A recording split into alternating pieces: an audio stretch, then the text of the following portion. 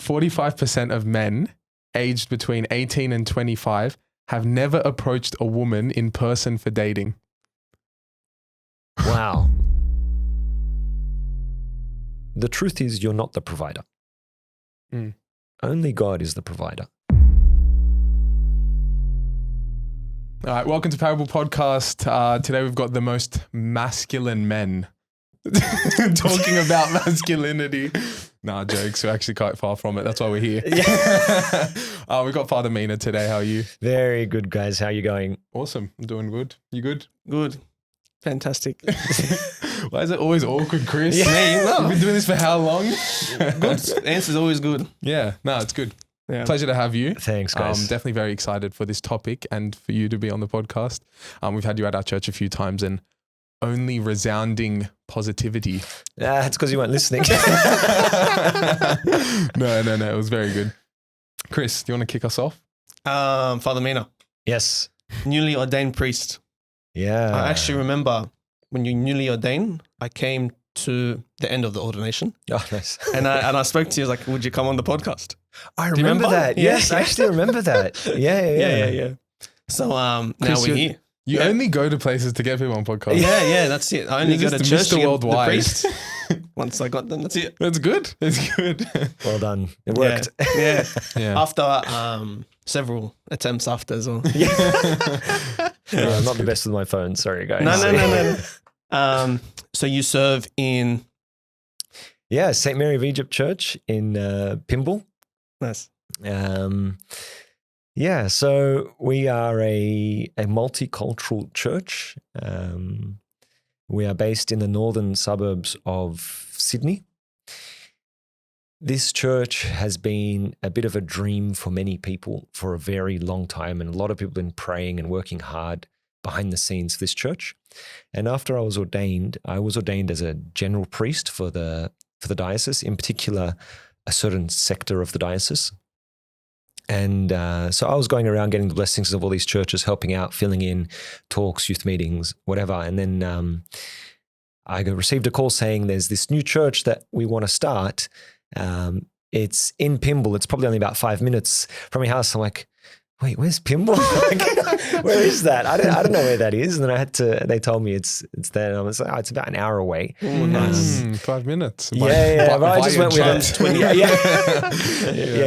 But I went with them like, listen, if it's God's will, wherever He takes me, I'm happy to go. And I asked my wife. She said, just see where God guides you. And we went, and I entered the church, and I met the committee of the church, and no one was Egyptian. And I'm looking around, and even the ones that were Egyptian have been raised in Australia for a very long time or had married non-Egyptians. And something inside of me felt a bit alive. It felt like God was working in this place. And I started speaking to them, and the professionality and the love for God and the dedication to spread God's word in the area, to build a place where people can invite their friends who may not be too comfortable with that very traditional ethnocentric sort of church, and they can bring them to a place like this. They were so passionate for it, and they were genuinely praying and working hard for many years, and it was so amazing. And I have to say their vision and their dream has really come true. I turn around to say, peace be with you, every liturgy, and I look, and it's like I'm at the shops. Like there's so many different nationalities, so many different looks, so many different walks of life in there, young kids, older people, all different backgrounds. And it's so amazing. It's so amazing. I feel like this is what God wanted from the church. I feel like that apostolic spirit is there. Yeah, it's really beautiful. St. Barbara's Church, Yeah. St. Abraham's and Liverpool Church. Yep. They've started their own sort of multicultural church. Yes. I think there's one in Blacktown as well. There is one in Blacktown. St. There's one in Paul's. St. Luke's. So there's a few. St. Luke's, yeah. Some actually get a bit upset about the idea that we need to make another church suited for people that come in the church. So Yeah. what would you say? Do you think it works well the way we're doing it now? What would you say to the people who are upset about this? They feel like, well, why don't they just come to the normal church? Isn't the Yeah. culture good enough? Yeah, and I get why they're upset. I understand and I do empathize with them. But we have to be a little bit honest. How many people do we see who are non-Egyptian or non-Coptic enter the church, perhaps even get baptized, and then we never see them again? So common. Growing up, I went to a very traditional church, and I love my church. Archangel Michael Sanders Church is so beautiful, so special. But growing up, I used to see many people from non-Egyptian backgrounds enter the church, come for a few weeks, get baptized, and then never come again after some period of time. Some stay, of course. We must be doing something that's not quite working. Either the message is wrong, which it's not, or the way we're presenting the message is wrong. And maybe that's where we can work on. And all you have to do is walk into a St. Luke's, walk into St. Catherine's, walk into St. Paul's, walk into St. Mary of Egypt Church, and you'll see they are incredibly Orthodox. Incredible. The emphasis is Orthodoxy. But there's something different. There's something different because you look around and the idea of culture or ethnicity isn't there at all. It's not even a thought. It's not even a question. They walk in, everyone's the same. Everyone's the same. And it's really amazing. And I emphasize that point that we're very Orthodox. Why? Because some people may think that by perhaps being a little bit more relaxed or a little bit more loose with our orthodoxy, that's how we attract people. But I found the exact opposite is true. I've actually found that when Orthodox or Apostolic churches try to be a bit more, like Protestantish or Hillsongish, which are all beautiful churches, but when they try that, they're never going to be as good as the Hillsong Church or as the Protestant church at that particular area. You want to see hymns being sung with the guitar and whatever, that's great, go for it. But we will never match Hillsong. We'll never get there. And what people are looking for is depth. I think the Protestant church and the Pentecostal church and the Hillsong church are absolutely incredible at preaching, at bringing people into Christianity. They are very gifted at it. But in my experience, I found that many people who have moved to Orthodoxy, and there is a big wave coming to the apostolic churches, so your Orthodox, your Catholics, etc. They feel that something's missing. There's not enough. They need something deeper, something more. And that's what leads them to the Orthodox Church. And their feedback is, if you guys want to sing these hymns, it's great, but I'll just stay at the other church. If you guys are going to try and be so culturally relevant, I'm just going to stay at the other church. I want something different. I want something unique. I want something heavenly. I want something deep. And that's what they find in the apostolic churches. They find the ultimate depth in the mysteries and sacraments of the church, most of all, Holy Communion. And I remember one of the young people we baptized, before he was baptized, he went along, was a catechumen and went through our catechism classes and was attending regularly every week and sitting with me, having regular chats, and we were guiding him. And his feedback every week was, I just can't wait to have Holy Communion. I can't wait. I just want Holy Communion. And even now, after many months, when I give it to him, I can see his face lighting up. And it's amazing. It's amazing. There was a Catholic who messaged our page.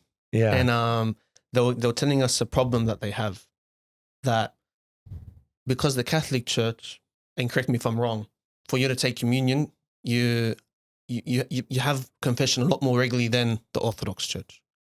Like sometimes if you go to a Catholic church, there's a line even before communion, you go confess and you go take communion. So more like this legalistic framework where I have to be sinless to have the body and blood of Christ.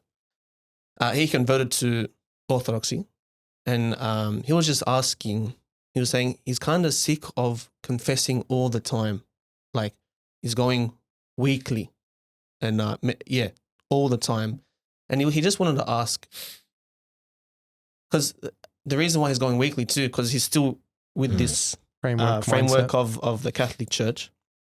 So his question was, is there sins where I don't have to have an absolution for, but I can still have communion?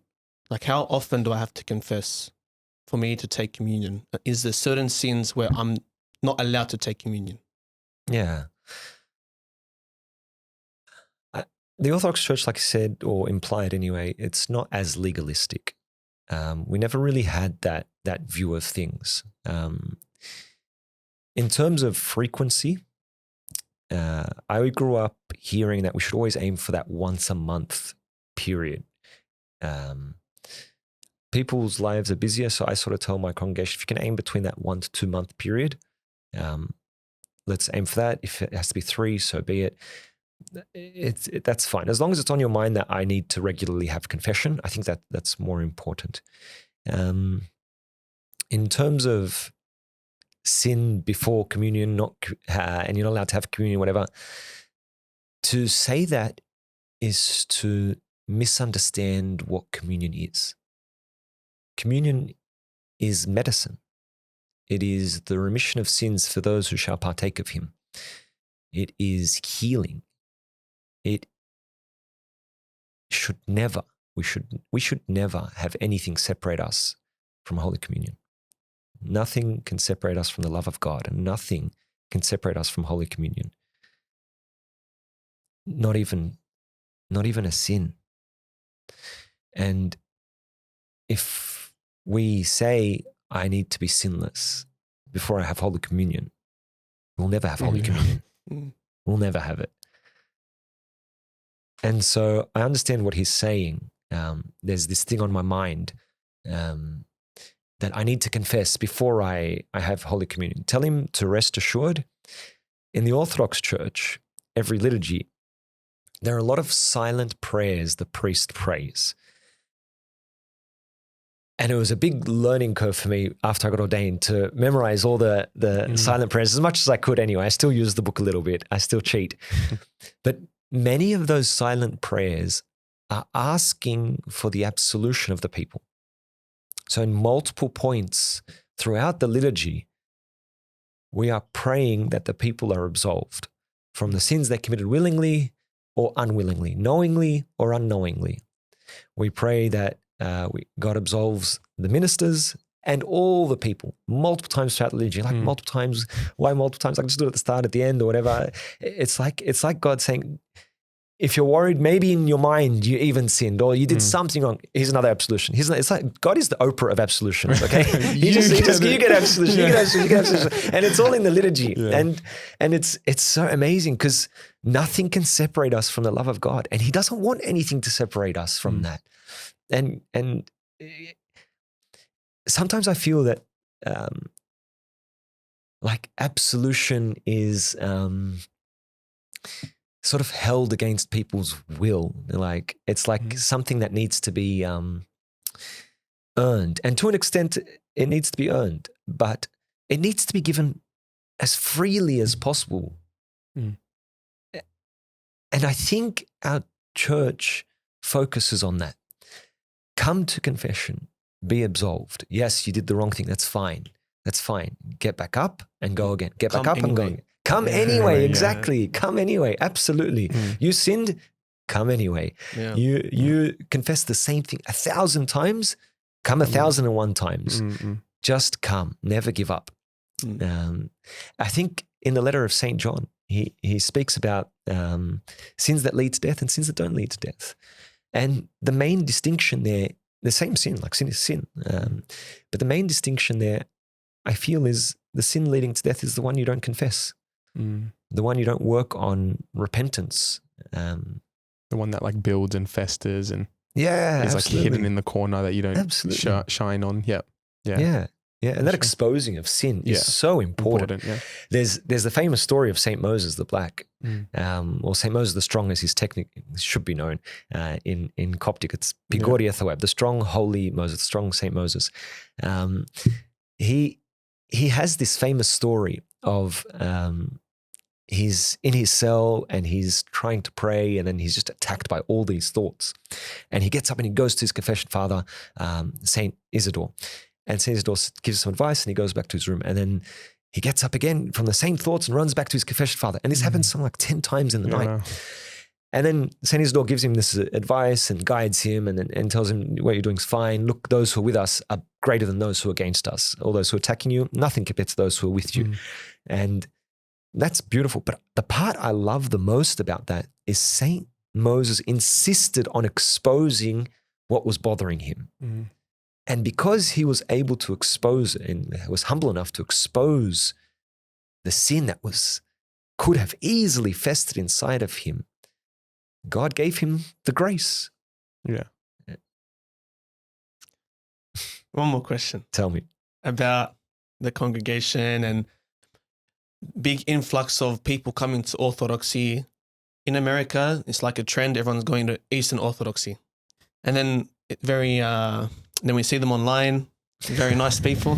It's like, Chris, you're like our resident online expert. Yeah, online, I look at all the comments. Oh, this is not Christian.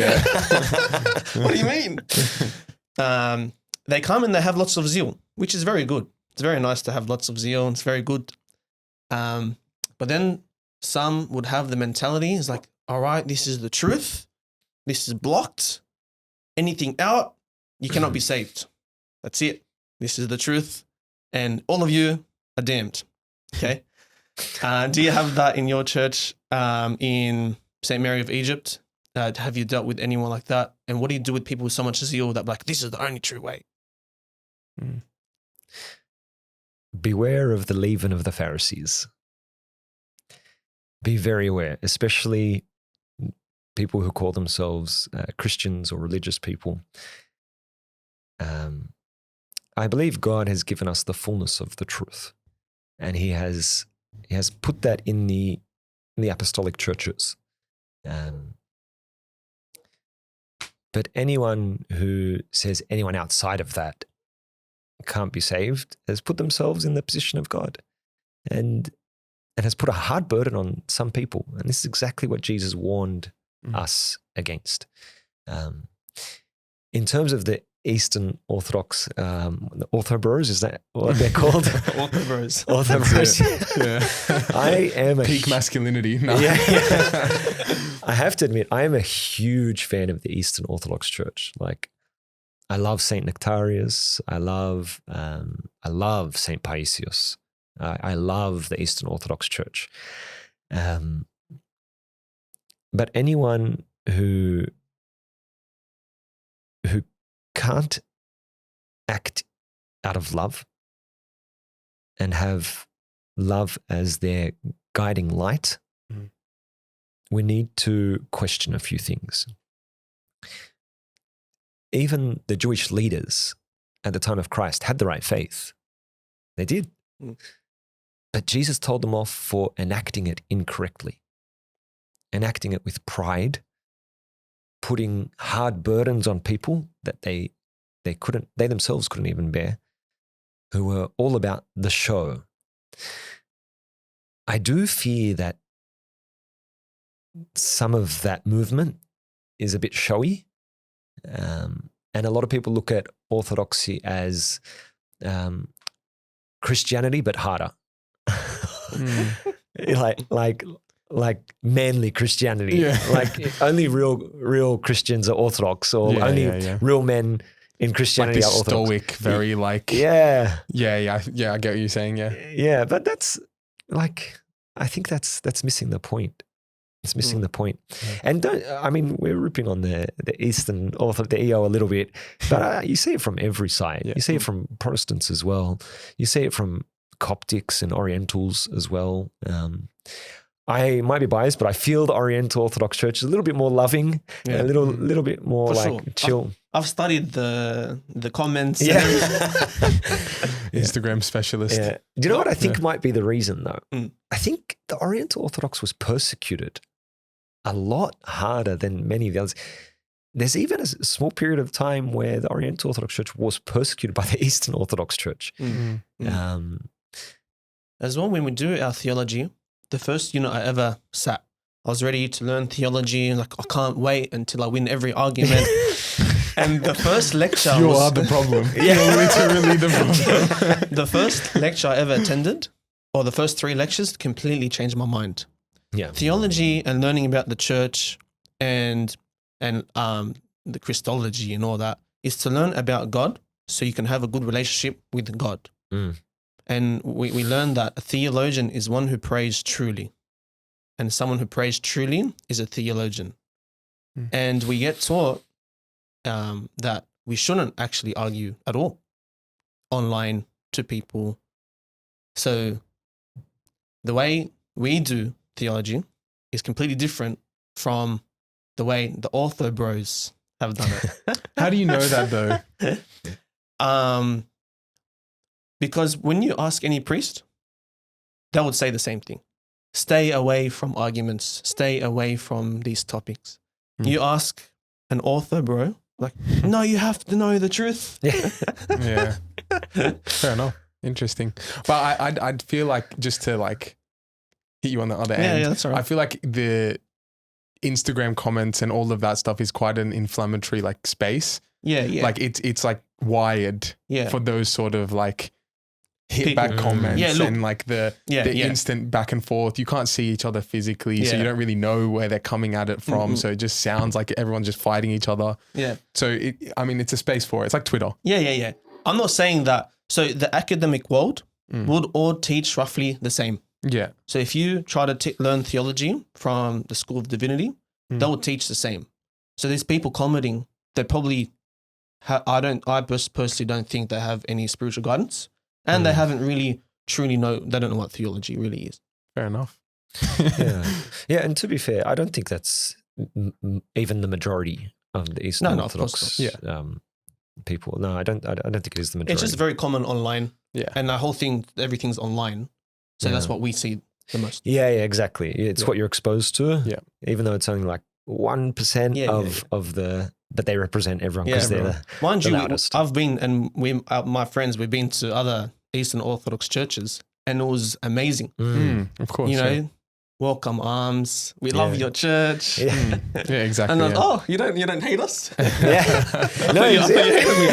It's so easy to think that you walk in, they'll hate you. Someone told me once that Coptic priests aren't allowed on Mount Athos. And I spoke to a Coptic priest who went to Mount Athos, was accepted lovingly and like, I think it's a bit silly. It's a bit silly. But I would say on the ground level, there is a lot of movement towards unity between them.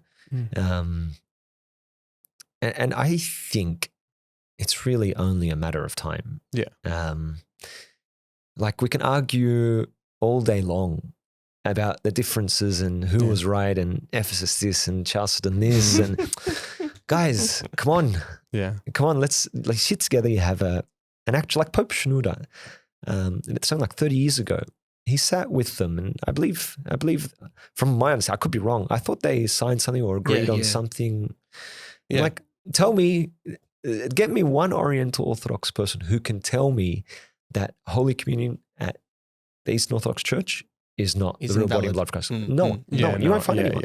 You won't find anyone. And anyone who says this, that the Oriental Orthodox Church doesn't have the real Holy Communion, I'll be very, very surprised. Yeah. Very surprised. Yeah. For sure. Yeah. All right, let's get stuck in. Yeah, we didn't start. I thought we were like halfway through. This is just the introduction. Yeah. Nice. We'll start with so every episode, we're talking about it previously, but we get the abuna or the guest from the previous episode to pass on a question to the next priest. So I'll get that up and I'll show you. You'll see who it is.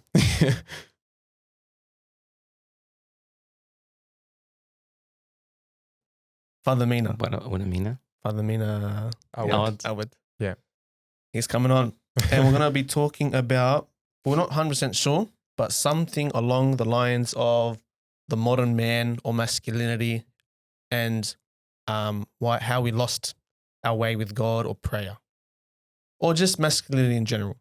Okay, so basically masculinity meaning manlyhood, like the man. The role of the man. Yeah, the role of the man. So You gave him like 4 different questions. now, like everyone's talking about men aren't men anymore and all this stuff. Yeah. So what would you ask our next guest about these topics? First, I welcome Abuna Yani. He's a very lovely He's so father, special. and God bless his ministry and his priesthood and his family. I think the question is, it's a fact that we are going to face that regardless what we are going to do. But as Christian youth, not me as a youth, I'm not youth, but as Christian youth, how we can actually carry what weapon we can have as a spiritual weapon to be able to face that challenge that we are going to face regardless what we are going to do or what the church is doing. It's a fact. Kiro, question? I mean, maybe something a bit more easygoing and quick. But what's the difference between a man that is in touch with his emotions and sensitive versus an overly emotional and unstable man in his emotions? Is there a balance? Are we called to be more strict and insensitive leaders, unempathetic, driven by logic as men? Or are we called to be more sensitive and in touch with our emotions? What is it to be a man? All right, take it away. Yeah, there's probably a couple questions in there. So if I understood correctly, Abuna was saying, like, essentially, what is it to be like a young man these days? And Kiro was saying, where do you sort of find that balance between being sensitive and being maybe stoic, or I'm not sure what the opposite is. Yeah. Not as I have to admit, something that's bothering me from many confessions I have, which is not bothering me, like, still come, it's fine, but like, I find this generation, from all my years of like Sunday school and youth service, every year or so become more and more sensitive, more and more soft. And it's not that sensitivity doesn't mean you're not strong or whatever. That's not what I'm saying at all. Some people have a valid reason to feel like the way they do or express themselves the way that's totally fine. I'm not talking about these sort of outliers. But when I'm talking general men who have had fairly good lives, everything's been good for them more or less, I find them a bit too sensitive, very reactionary to what people think. They care too much what people think. They're very worried about the way they look, which to me, oh man, like my eyebrows aren't done. Yeah. Yeah, I mean, even the thought of a guy doing the eyebrows, that's so bizarre to me. I kind of do more. Anyways. Yeah, You're the problem, Chris. Continue. Yeah, like it's okay you need to look somewhat presentable. It's fine. It's okay. I remember one person during, I think it was Christmas or Easter liturgy. You know, everyone goes to church dressed like to impress. And This is probably what Chris wears to church. quick pump before you on Just, Christmas. Podcast jumper. New merch for Christmas and Easter. That's what you wear for Christmas. Yeah, anyway, continue, please. Yeah. Shameless plug. It's Yeah, fine. yeah. That's why he's here. Yeah, I love $60. Yeah. Free delivery. Yeah. Really? No, I didn't know about that. Anyway, continue. Delivery's expensive, man. You might want to revisit your pricing strategy. I'll deliver it, hand deliver it. There Ooh, you fair go. enough. There you go. New merch. What you know about it? We got the logo. Parable Podcast. Show him the back, Chris. Show him the back. He died for me. I live for him. And let's show him that. Show him that material. Wow, through and through. And like, look, Chris hasn't gone to the gym for months, and look how he's hiding his beautiful physique. You feel me? Oh. Look at that. This is an extra large. That's a large. Oversized. Normal sized. Beautiful. Buy it. Now. Where can they buy it? We haven't figured that out yet. But it's worth it because, like, you feel me? Thank you. Done. Yeah, it's this common idea of like going to church dressed as best you possibly can. And some people do it, I have to admit, because they want to give God their best. But others do it because it's a bit of a fashion parade, and it's like they want to doll up and dress up, and maybe it's okay for the girls, maybe. But when guys do it, it just doesn't feel right. And I knew one person who made a stance. Like, he said, I'm going to Christmas and Easter in trackies. Fair enough. Damn. And that's crazy. And the reaction he got from people was like, well done. Like, well done for like not falling into the trap. Interesting. Not getting caught up in that part of it, and focusing on what's actually important. Because who knows who at your church can't afford really nice clothes or really expensive shoes or whatever it might be. You don't know. And you'll be very surprised who those people might be. And so this person, in his mind, the godly thing to do was dress simply.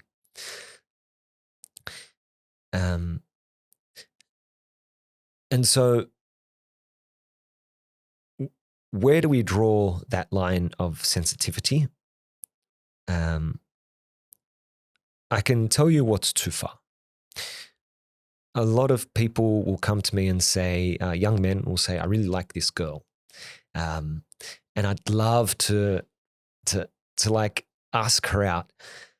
And if you ask me or anyone older, they'll probably just say, all right, ask her out. Like, like what? I don't get it. Just do it. Like, what's the big deal? Like, but what if she says no? She says no. Like, I don't understand what's wrong. It's just not meant to be. And they're like, but then she'll go and tell her friends, and then they'll start this rumor, and then I'll look like this sort of desperate guy. And that never happened in my generation or older. I actually have a statistic for that. Oh, really? Yeah. Oh, man, tell me. 45% of men aged between 18 and 25 have never approached a woman in person for dating. Wow. With the intention to date. Things happen online and things like that. But yeah, that was a statistic. It's from the US, but I guess we can kind of transfer it over to our Western culture. Yeah. But yeah, please continue. 45%, that's very high. Yeah, from 18 to 25. What do you think the cause is? Oh, so I watched this like really long podcast from secular. It's like a secular podcast, but they had heaps of statistics and stuff in preparation for this. One of the things that they mentioned was online apps and things like that. Like it's much easier to date someone through a screen because you don't have that instant sort of fear of rejection. Another thing was that in society currently that we're not conditioned for rejection at all in any sort of way. Like, because we kind of are prone to sort of short-term gratification and things like that. It's easier to just avoid being rejected completely, avoid taking risks completely, and just be like stuck to these things. So when it comes to the dating scene, approaching someone in person is it's like, yeah, It's very scary, it's very right? scary. Yeah, They yeah, try and yeah. take the easy way, to approach Easy it. way. Yeah, The there easy you way go. out. Yeah. But yeah. Yeah. There's a few things that I saw What do you from think? it. Yeah. Same? Why don't guys approach girls? In person. I don't know, man. Because that is definitely in my head a trait of masculinity, like the kind of go getter, the like the man makes the first move. That's what we kind of all know as. Yeah. I actually don't know. Yeah, fair enough. But there is someone that I know, and we were like, "Oh, this girl's perfect for you," and he's a nice guy. And then the guy said, "I don't want a relationship." Okay. Why? I don't know. I think just Fair enough. they don't want a relationship. I don't know. Maybe some are scared, but I don't see many guys scared though. Like if a guy, he will try somehow. He will try. He might not ask them directly, but he will try somehow. How? Like, you go to a friend, I'm interested in your friend. Can you tell her? no, It's a bit high school, right? Yeah. Like, No, not like that. More like you approach them, see if they speak back. Oh, she didn't speak back. That's it. She doesn't like me. Oh my goodness. The overthinking. Yes. And it's a bit about the rejection too. So like, oh, I spoke to her and she didn't really give me the same energy. So, she must not like me. So It's actually interesting you both mentioned rejection, because fear of rejection is a symptom of ADHD, which I feel is also on the rise because of things like sugar, social media, and lots of screen time. I wonder if there's a correlation there. I don't know. Potentially. Potentially, yeah. But I think my advice to young Christian men, I understand there may be some fears. It is a little bit daunting. But if you are living in the will of God, and by that I mean constantly living a life of repentance, constantly living a life of prayer, constantly reading your Bible, constantly attending liturgy, having confession, having Holy Communion, if you're constantly doing these things, then why are you afraid? Why are you afraid? I have something on that. yeah. Tell me. Go. This is a personal thing. Okay. Like this is me speaking personally, Ooh. but I'm Personal, or just like your pretty personal. opinion? But I'm Yeah. only bringing this up because I have an inkling Okay. that viewers watching might have a similar sort of stance. Okay. So I noticed this recently. We were talking about it. We were recently like a Sunday school camp, and like the servants were talking after, and just like talking about random stuff. Anyway, I was thinking about this. Me, like personally, I've said it again. I feel a really big sense of pressure, as a man. Currently, I'm only 22, but a sense of pressure as a man to make X amount, to be extremely successful, to earn an X amount of money, to do these things. Yes, I understand the value and importance of spiritual life, physical health, all of these things. But for me, I do feel a sense of pressure in terms of like the financial aspect. Reason being is because I feel like as a man, my purpose is to protect, provide, have children and raise children and cover all those bases. And I feel like the way that women view me as a man is based on those metrics. And the reason I say this, and the reason I feel sort of extra pressure as a man currently that I don't even think my parents would have felt, is because there are statistics to back this up, but women my age are earning the same, if not more income than me. I'm not saying that's a bad thing at all. All power to them. But I'll bring up a graph and I can show you the graph. It's a graph showing the income that women and men are earning below the age of between the ages of 16 to 24. so young women. This changes when they're older because sort of pregnancy and things like that and maternity leave. But currently, this is a US study, just the first graph at the top. Yeah. Women, sorry, not US, UK, women are earning about 2,500 more pounds more than men between that age bracket. Anyway, it's not the biggest deal, but in my eyes, my value as a man comes from my ability to provide. And if I'm noticing all these women in my age bracket doing the same job as me, earning the same money as me, I feel a sense of pressure to try and kind of outdo that, because then what am I bringing to the table? Like if you're bringing a child into the world, I'm supposed to bring something into the world on the other hand, and like provide. So yeah, what are your thoughts on that? Yeah, I understand. I understand why there's a bit of pressure in that sense. But you said it yourself, like there will be a time where your future wife won't be able to work and you'll be the only provider. So in terms of like comparing who makes more or whatever, you basically sort of said it yourself, there'll be a time where naturally you'll probably, but it doesn't matter and it shouldn't matter. Like who makes more. There are some people who might advise otherwise. Again, I understand the pressure, but I don't think it should stop you. Yeah. I don't think it should stop you from anything because you said that's what you bring to the relationship. But the truth is you're not the provider. Only God is the provider.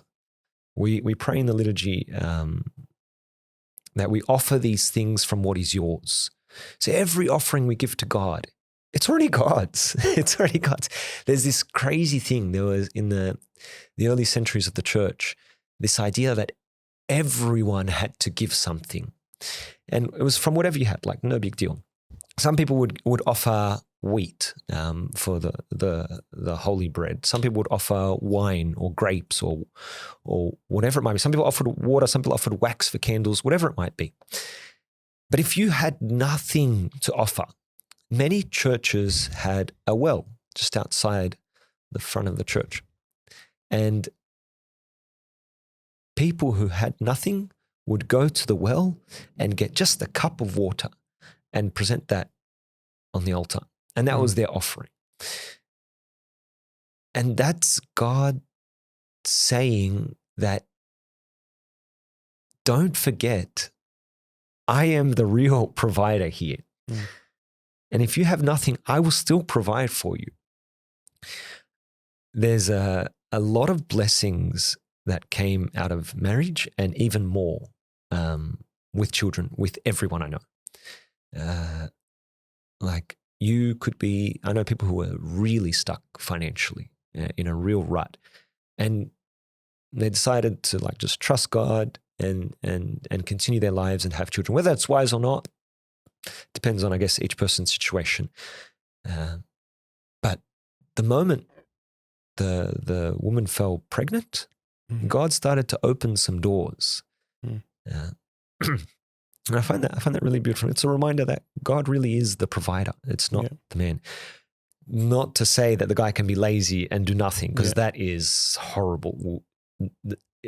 Working hard is important, very important for everyone, especially, I would say, the guy. Why? Because it's a good example for your children. But the way we work hard is not just financially. It's work hard around the house to help out. Work hard to raise our children. It's not something just the ladies do.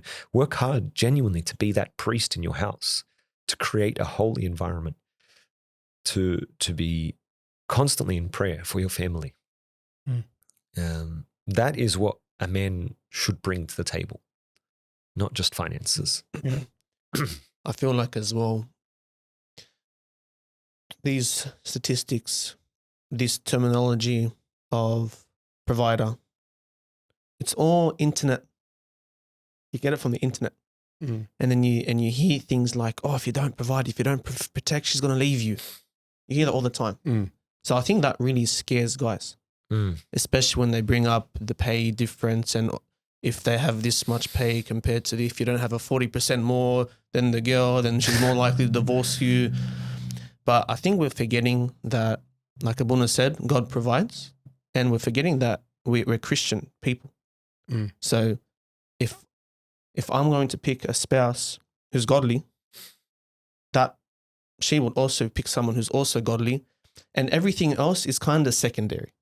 As long as the guy is godly and the girl is godly, it works.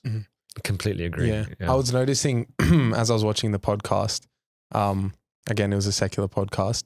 I was noticing that as it was going through, the church just provides solutions to like every single problem.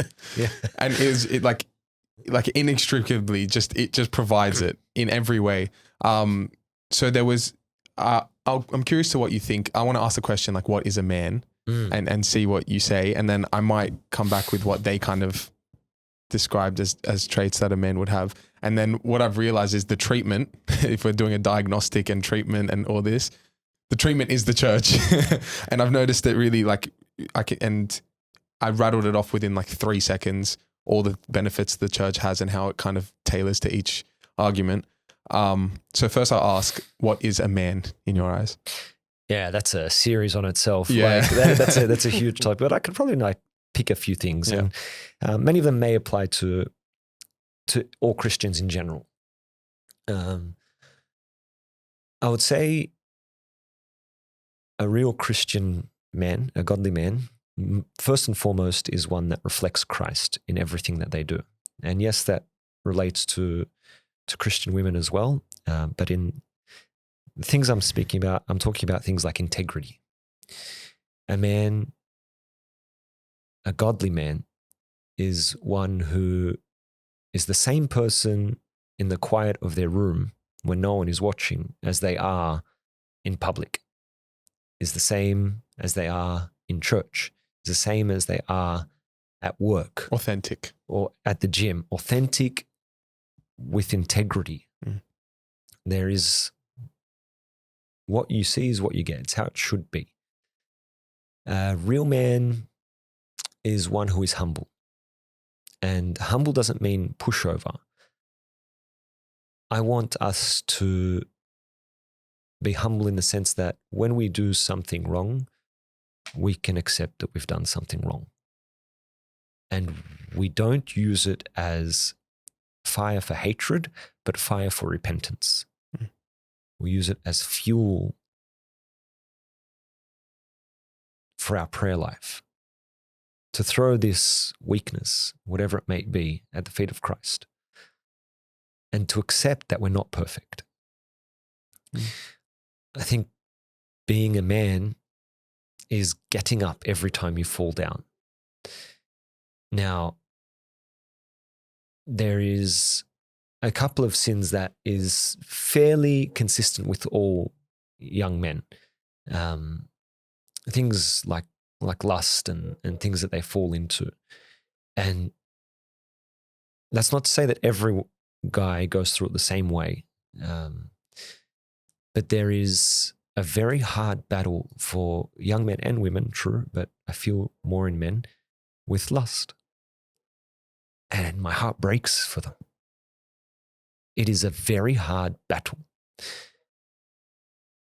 But the manly thing to do is to expose it to a spiritual guide and openly and honestly work on it. Christ speaks about, if your right hand causes you to sin, cut it off. If your eye causes you to sin, pluck it out. He's not being serious, like cut off, pluck, actually take it out. He's saying take extreme measures to cut off a sin. I have young men who refuse to take a screen into their room. Refuse. I have young men who refuse to stay awake after a certain time or refuse to be alone in the house. These are extreme measures. I have young men who have gotten rid of smartphones completely. Extreme measures. But by these extreme measures, they will inherit heaven. I'll mention a few of the things that they mentioned on the podcast to what a true man was. So one of the things I was saying was that a man has to be in an environment where he can signal his resources, kind of meaning like if you're online behind the screen, even if you're excellent in whatever you do, you actually don't even have a platform to show those things. Okay, so that's one thing that they've said.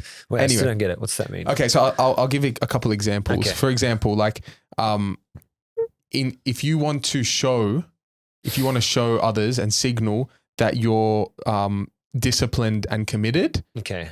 you might have a physique that shows that because you work out. For Okay. example, another one would be a woman is looking for a man who has an education, a job, a future, and can show those things for it. Another one would be a woman wants a man who shows intellect. And one of the ways that you can communicate that you have some sort of intellect is if you're funny. That's like can be one of the ways that they were mentioning. Another one is, and this one they kind of harped on the most, is a man who's kind and compassionate. And what they mentioned was that this one's like one of the most important things. And the way that you signal that is how you treat staff, your manners, the way you treat your family, the way you check up on friends and family and check up on them when you haven't heard from them. And if they can see that, then you're signaling to them that you're kind and compassionate. Mm. Now, these are like kind of what this expert was stating as all the traits of like a modern man. That's what modern masculinity looks like. And he was saying that one of the issues is even if you're those things, it's hard to be in an environment where you can even show those things because people are kind of in their homes and not in environments where they can do that. That's when I came to think like church. Yeah. Church is a perfect way to show all of these things and also develop them. So in the church, we have like fasting. We have, and that can show commitment and discipline. In the church, we have, you can kind of not to display your intellect, but you can build on your intellect by going to youth meetings and engaging in sort of deep and meaningful conversations, which people don't have elsewhere. In the church, you can be given an environment where you're with like-minded people and you share thoughts and you meet other people who have similar values and similar sort of like display that kindness and compassion and all of these things. So it's like the treatment option for all of these things. Do you agree with that sort of list of what a man is? I think when people put these lists together, they've already got something in their mind. Yeah. So like, True. like I don't know. They're just. What do you think? I think when you have these lists, you're trying to show off masculinity. I'm a man. Yeah. You know? Oh, I need a platform. I need to go to church so people can see me, you know? But as we explained, being like, we be humble. You know, if I have to go out there and show people that I'm a man, it's not what Christ did. And the perfect example is when, I think it was Pontius Pilate, when he's like, behold the man, when he was about to be crucified, and he was there, quiet, you know, and we see Christ as the man. Okay. So when we look at this list and compare it to Christ, we don't need to show it off. Yeah. One of the best things that I heard was that like humility, you were talking about humility earlier, but especially with Christ, like humility for a man is having the power to like destroy your enemy, having the power to overcome anything in front of you, but controlling your emotions and holding that back. Yeah. And choosing not to do it. And choosing not to do it. So it's like, even when people work out, a lot of people use that as like a vice to be like, oh, I'm macho man. I'm so much manlier than you. But the whole entire point is to have that ability, but restrain it. And that's what like protection is. It's not violence, but it's protection. It's someone feeling safe in your presence. So yeah. No, I agree completely. That is a great way to put it. And it's it's probably it's very true in very many aspects of the world. For example, in marriage. Your wife, for example, could be just ripping into you, insisting she's right on something, and you know deep down she's very, very wrong. Yeah. You know, and you've even got proof of it. Like you've even got lots of evidence. The godly thing to do there, the real manly thing, is to just smile, nod, show love. Maybe when she calms down a little bit, you can like correct her. I asked the Bunny Orb once, like, how I can guide a certain couple that I was asked to chat to. And a Bunny Orb is a very saintly, experienced priest in Sydney. He said, tell the man to just be extremely loving and kind towards the wife. That's it. And in my mind, when I first heard the story of what was going on, I'm like, man, the guy's a victim. How is that the advice? And so I gave it to them, and I'm looking at the marriage like a few months down, like, whoa, that was good advice. Like that's really good, because when you, if of course certain conditions required, like both have to be godly, both have to be aiming towards God. But if the man can toughen up a little bit and be quiet and show love, that is showing real strength. There's something in silence that Christ really understood that shows incredible strength. I would say that Pilate and Herod and everyone that Christ came across throughout his final moments before going on the cross, where he was silent, I think they were scared. They're like, why isn't this guy defending himself? Why isn't he saying anything? That's real strength. How many of us could show that strength? In the corporate world, it's whenever you have meetings, like you have certain characters.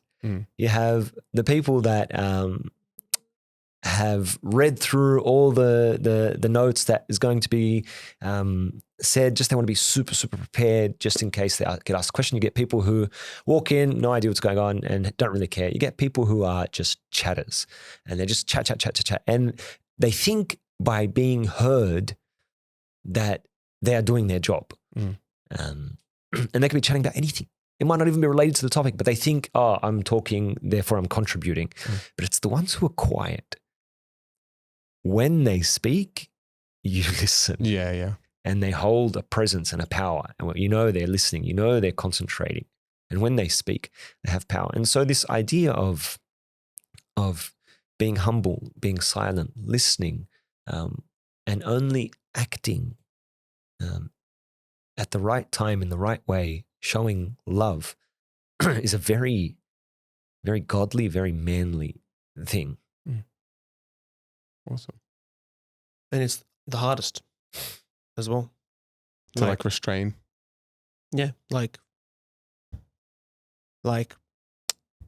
if you are a boxer and someone in the street punches you in the face and he restrains himself, like, whoa, how does he have the power to restrain himself? Yeah.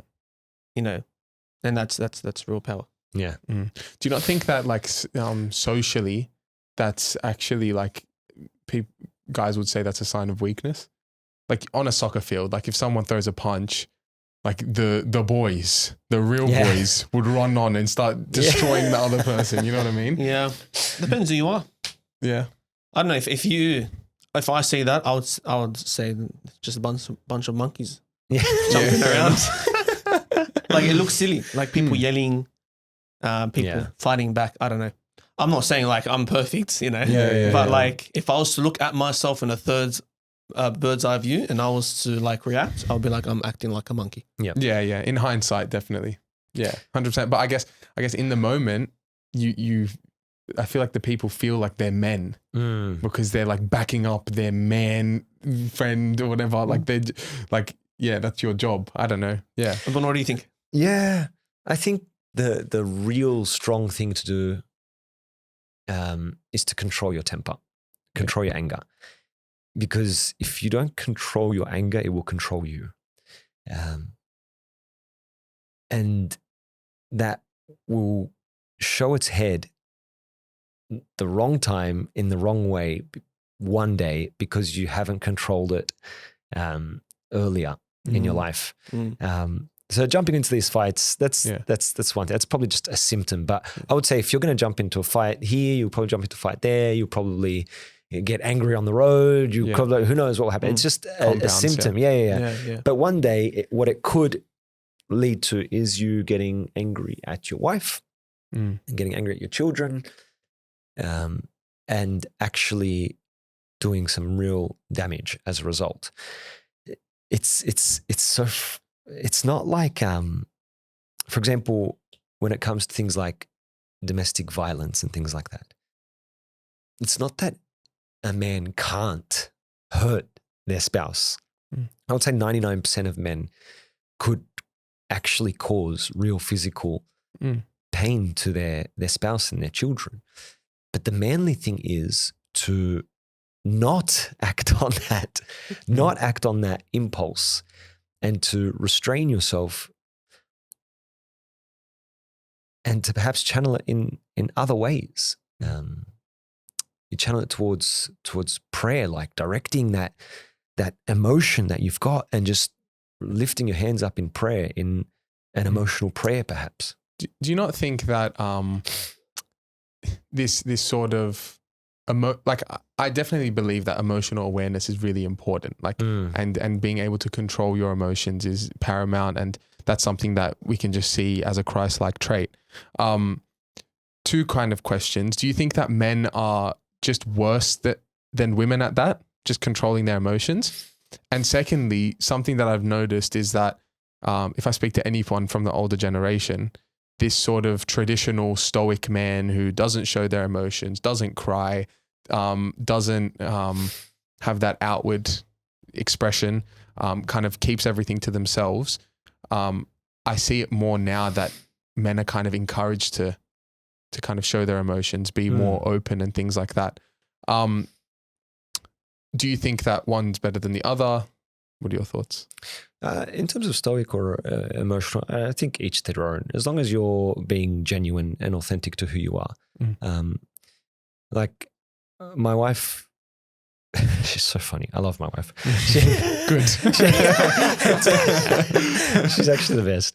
She, after our, like a few years into our marriage, she turned to me, she said, I can't believe you didn't cry at our wedding. I'm like, what do you mean? Like, she's like, I've never seen you cry. I'm like, it doesn't mean anything. Like, it doesn't mean anything. And then she's like, but this person cries. And like, it's true. There's different men who express themselves differently. It doesn't mean one is stronger than the other. They actually say tears, particularly tears of repentance, is a gift from God.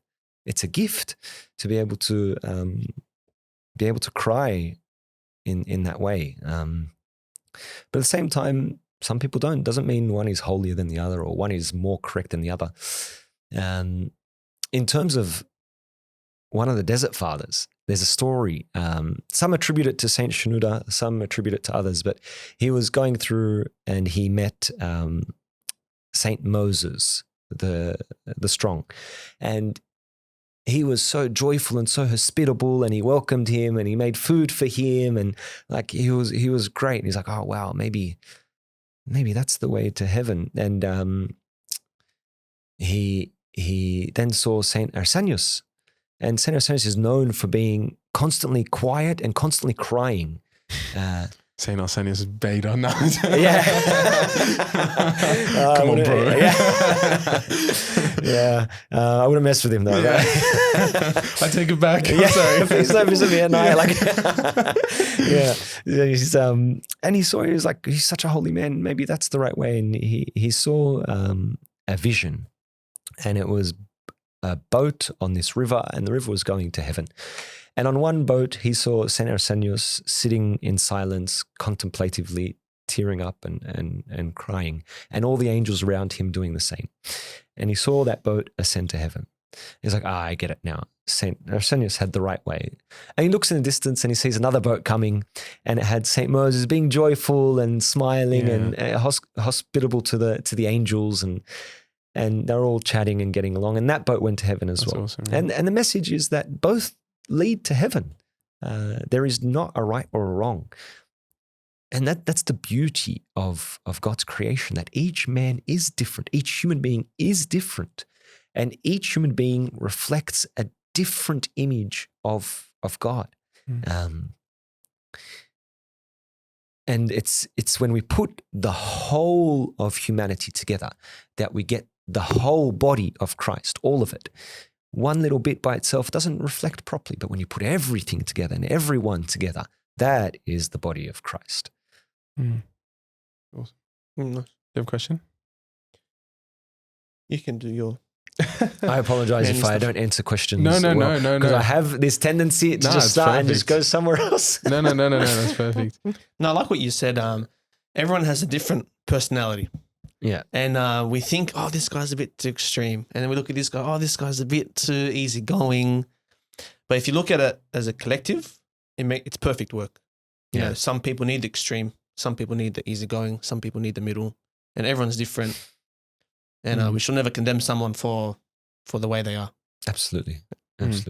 So would you say, like, in terms of these days, like masculinity is quite, it's just if it works with the partner, there's not really like a set sort of thing, or like gender roles and things, because to be honest, what I'm seeing is that it's quite fluid in the sense that women are more empowered to do things that men, like, historically have been like meant to do, when it comes to earning money, and even in universities, there's like a statistic where it's like, for every 2 women that graduate, 1 man graduates. Oh, right. So it's like the ratio is getting swung towards women in terms of education and things like that.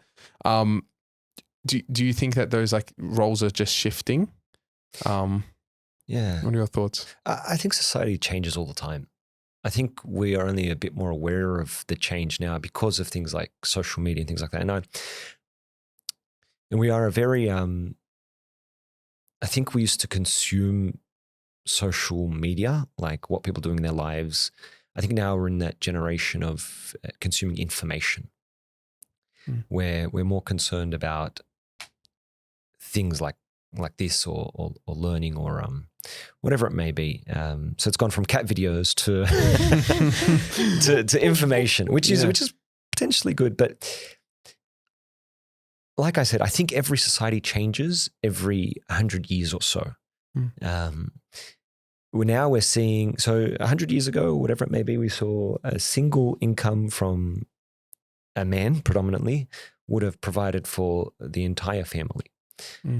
Now we're seeing the need for women to work. Why? Because there's no other way to afford anything else. Realistically, for for 90% of the people, it's the only way. I wouldn't be surprised if very soon the only way to afford things is for the kids to work as well. I wouldn't be surprised.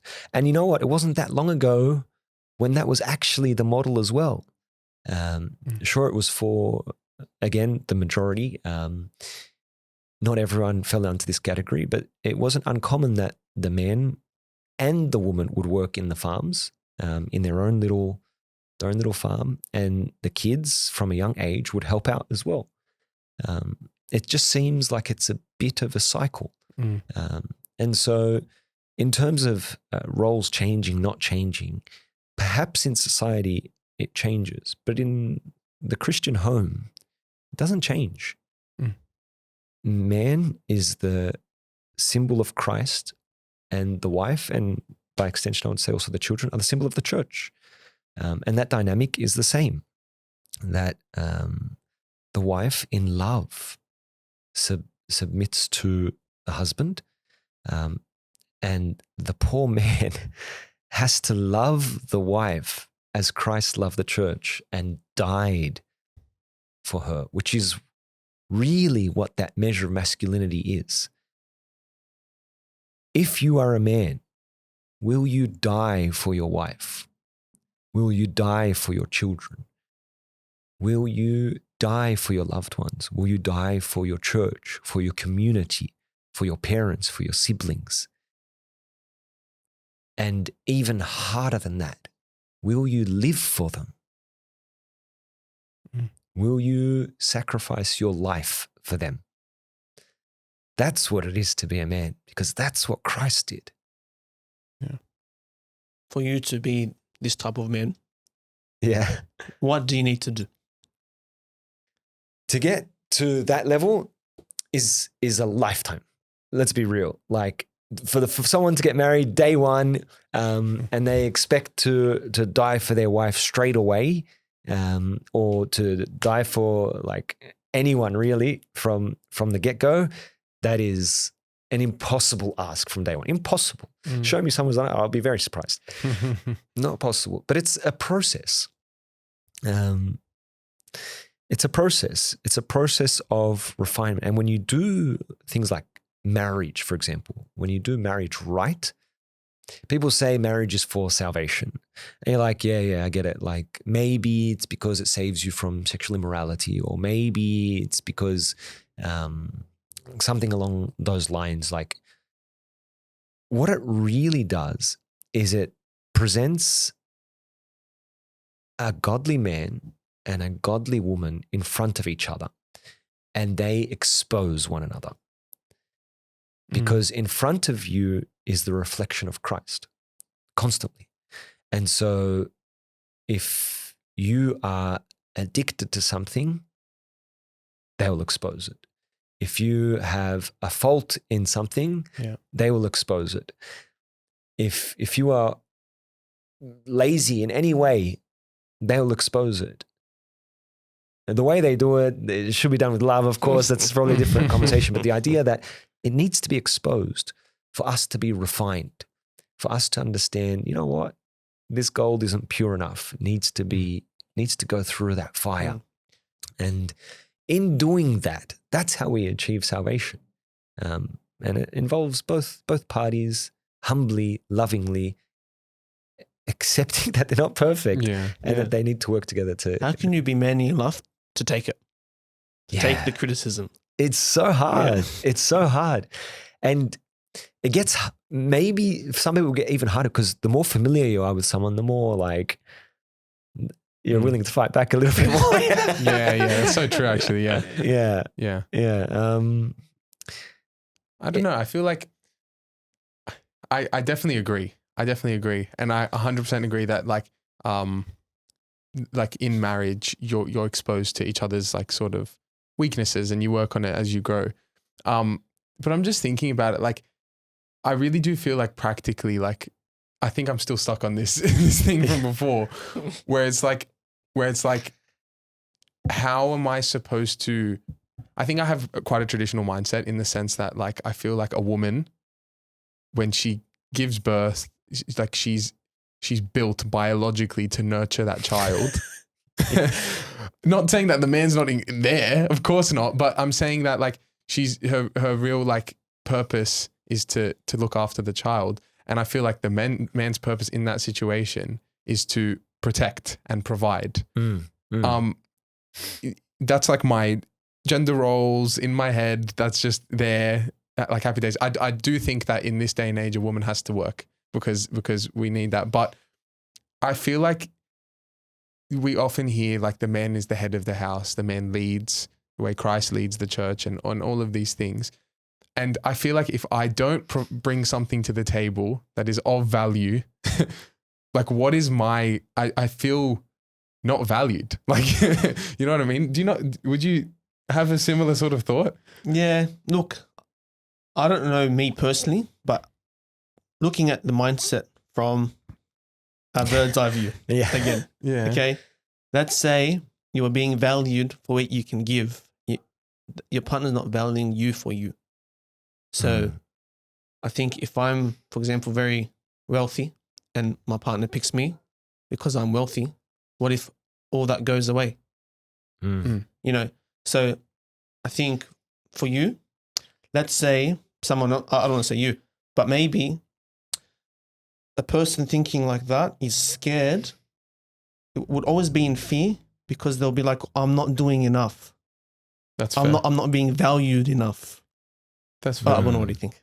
I get what you're saying. I get what you're saying, but I just feel like it's a matter of like I want to show my love to my partner, and this is my way of like holding up my like side of. I'm not saying that she would value me because of the wealth Yeah. or what I provide. I'm just saying that like it's my kind of duty as her husband to like provide. Like if we're struggling, that's on me. Like that's my responsibility. You know what I mean? I think It's like my duty. I think the right one would value a lot more for your loving and your care and your patience more than what you can provide. And I think we're so stuck on this, what can I provide? They're not going to die from starvation. Like, what do you mean by provide? What are you providing? Like a Lamborghini? Then I'll be scared too. I can't provide. Like, it's not even I can't that. provide that. It's not even that. It's like raising my kids in the best school that I can get them in. It's like it's not to be living a lavish lifestyle. It's to have resources to give. Yeah, you don't have to go to the best school there. No, that's true. But I'm just saying, somewhat reasonable. What if that's what I thought was the best school? No, but yeah, it's just that concept. I feel like, yeah, I like that you feel that it is your responsibility to provide, and like, of course, like we said before, it's God who provides, but it is still the responsibility of the man to provide, but not just financially. Yeah, of course. Yeah, so there is a financial element. If we're being realistic, you still have to pay your mortgage, your rent, keep the bills on, keep the lights on, pay your bills. It's definitely there. What will make it easier is if you do have a wife who is like-minded. So if your wife has the expectation that she needs to go on a lavish holiday every 6 months, and she expects the best house in the best location, then that's a lot of pressure. And that's a discussion you need to have before marriage, because if you're not aligned in that sense, I wouldn't recommend getting married. Yeah. It doesn't sound like the right wife to pick in. Yeah, absolutely. Yeah. And there are certain criteria that you should look at. Things like, are you aligned financially? Are you aligned with your temperaments and your personalities? Are you aligned with like your family values, with your families? Are you, first and foremost, above all, are you aligned spiritually? Because when all else fails, that's what you'll fall on. And so I understand the fear of not being able to provide. It's my dream that my wife could stay at home all day and take care of the kids. Unfortunately, these days a priest salary doesn't quite cover that. Write a petition. Yeah. But yeah, it's amazing. C.S. Lewis himself said, I'm going to try and probably just paraphrase this, but he says, the greatest occupation in the world is the homemaker, is the housewife. Every other occupation exists to aid the housewife, the homemaker. And I agree with that, and I agree that that's sort of your mentality. But unfortunately, the world's not really like that. And yes, if you're talking, can the guy sort of just like say, there's no hope anyway? No, that shouldn't be anything. Every difficult situation. So in your situation, you're saying, I need to work hard, I need to whatever. Every difficult situation, whether it's suffering or whether it's sorrow or whether it's fear or whether it's like worry about anything like this, if it doesn't lead you to your knees in prayer, then it's 100%. A missed opportunity. Because all these things are a chance for us to grow closer to God. I know God will provide. He will take care. How he does it, I don't know. Whether it's you adjusting your expectations, whether your family adjusts their expectations, whether you have to sell your house and live a bit more mildly, whatever it may be, that's God will always provide a way, and you'll look back, you'll be like, oh, it wasn't that bad after all. It's a great point.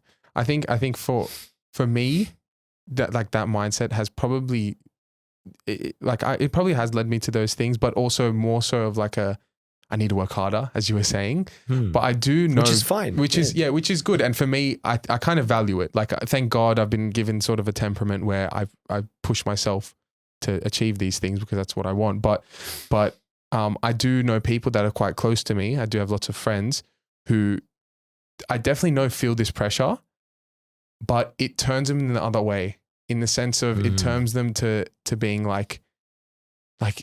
just I kind of give up. Like, it's like if this is the cards that I've been dealt, sort of thing, and it's sort of given in the opposite sort of direction. Because I know that there's a lot of guys that feel like they don't have much to bring to the table, or they feel like women won't choose them because they don't sort of value add to their lives, which is something that is rare. And I think that back in the day that wasn't the case because these opportunities for women weren't as readily there. And again, I'm going to reiterate, that's a great thing that the opportunities are there. But I know that some guys just struggle with that. Do you think it's the expectation? Potentially. I also think that because I do think women are fair. I think that they approach these relationships like, I'll bring money, but I want you to approach this with maybe more emotional intelligence, or I want you to be in this relationship with sort of extra things. But I also think that guys are raised in a certain way, I guess maybe in the church, to have this mindset of like they need to be a provider. And then when they realize that they're not providing as much as they thought they would or bring to the table, that their value kind of decreases because of it, and it pushes them in the wrong direction. And I've seen it push them in the direction of like, women are rejecting me. They don't see any value for what I can bring. And then they'll turn to things like pornography. They'll give up. They'll kind of go into this sort of spiral of despair where it's like, it's a bit hopeless. And then there's that fear of rejection and blah, blah, blah, blah, blah. And it just kind of transpires into something a lot bigger than we think. But these are things that I've kind of visually seen, even within church communities. Yeah, absolutely. But I couldn't imagine what it'd be like outside of church communities. It'd probably be even worse. Yeah. My goodness. Yeah. I feel sorry for them. That's exactly. That's why we pray that they all come. Yes. Yeah. Honestly. There's no model outside the church. No, absolutely. Come in the ark and be saved from the flood of the world. Yeah. Absolutely. But you saying all that, I have a group of friends and they're all married. They're not rich. They all done it through the church, through their confession fathers, and they're so happy. You know, maybe it's just I'm too young, and people are just struggle streets. No, because the thing is, you hear things online, then you see them in real life done right, and you know the steps what to do it right. And none of these people are rich. You know, but they're just good people. Yeah, like my friend group. Now we're a bit older, but nothing too rich, too drastic. Fair enough. They didn't really have the money to buy things either, and then you speak to them and you look at them and wow, like they're living such a great life. Yep, that's all right. Maybe God doesn't want me to put that in. We'll wrap up soon. It's actually a bit cold. Oh, really? It's freezing, shivering. I'm like, I need one of those jumpers. It's a good topic, Mark. No, it is. I feel like we haven't even gone into the heart of it yet. Really. I'll tell you what's funny. I actually think the same way. And I work really hard so when I meet the right person, at least I'm good enough for her. And I actually don't go in a relationship because if I meet someone good, it's like, I don't think I'm good enough yet. So yeah. Wait, is that on? No. That was so quality, man. You should have said Wait, that. just remember what you just said. You can never repeat honestly, it. You know what? I actually don't like speaking about myself though. Why? No, but I think that's very valuable. Yeah. That was valuable. Information. I don't know if I can repeat. No, you can. I don't even know how you started Yeah, exactly. that. So we forgot. Damn, Chris. That was quality. But that one's still working, right? Is the audio True. on? Yeah, it is. true. The audio's still rolling. There you go. good. Maybe we can just do it. You can on your edit face. it. Yeah, if you need to. That's Yes, you want fine. to put it in. No, but say No, what it's you very said. valuable. Okay, yeah. Say what you said just briefly. Yeah. Oh, I forgot what I said. You were saying But, that you Yeah, you You see feel like yourself that, yeah. different. Yeah, You- yeah, yeah. You see the same. yeah. I actually agree with you, Tim, Yeah. because coming out of uni, you feel like you want to work a lot, and then you work a lot. And I even me myself, I picked up extra shifts. I put days together. I even work Saturdays, just so when I meet the right person, I'm good enough for them. But even with all that, I still feel like that even after all that, I don't know if I can provide enough for that person, because you want a good partner. Mm.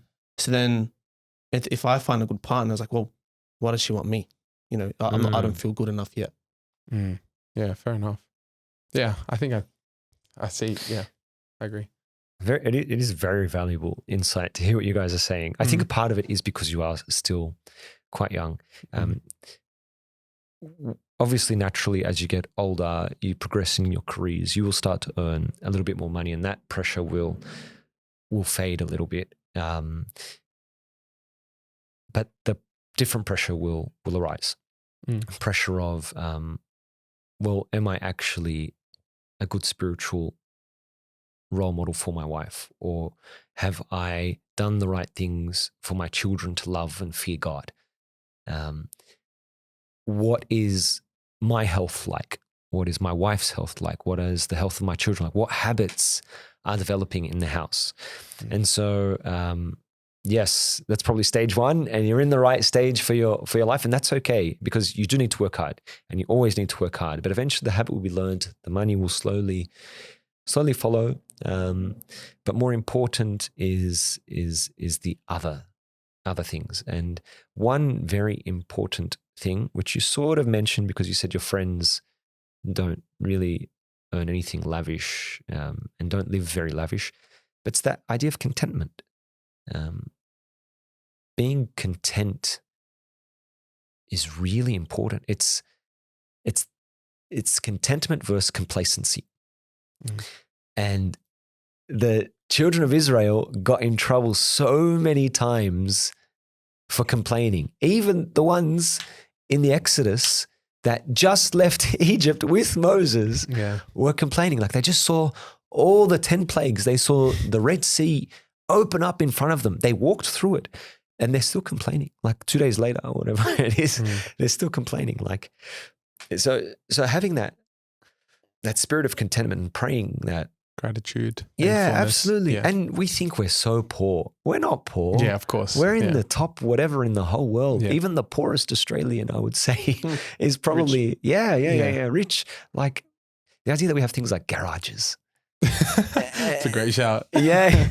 Yeah. Like, I think someone tells a story of African young man coming up to an American saying, I hear you have a house for your car. That's how rich you are. Yeah. It's like, it's such a different way It's to think true. about things. That's so When I heard once that you were in Kenya Yeah. and you were there, and you're there for 6 months. Yeah. How's the experience?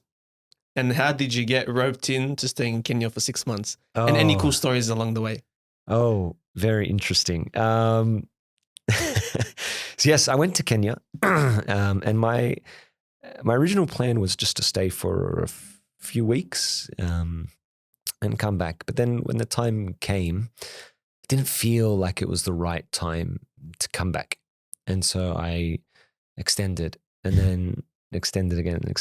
And the bishop, Bishop Paul, was very encouraging of me to stay. Yeah. And passports may have gone missing. I'm not saying who took no. it. May or may not have been the bishop. You're not leaving. Wow. Yeah, he's like, you're He's a staying Kenyan here. citizen now. Yeah. He may or may not have tried to convince me to marry someone local. No way. That's crazy. And keep me there full time. He goes, you don't need to go back. That's fine. Of course, I thought it was a joke, but I think he may have been serious. Wow. But he's very, very special. When I think of an apostle, like St. Paul, for example, I think of him. He is a lion. Which bishop is this? Bishop Paul. So he's the Ambabolis, or Bishop Paul of Kenya and sort of the areas around there. He's so special. He's a bit older, but he is younger than me.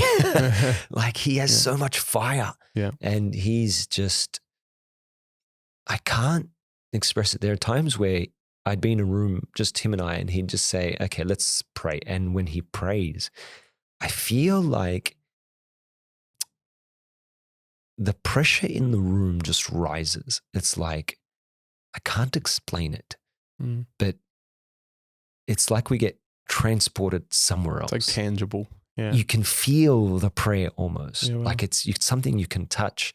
It's like God is really amongst us, and it's a remarkable feeling, and he's so special. And a couple of stories.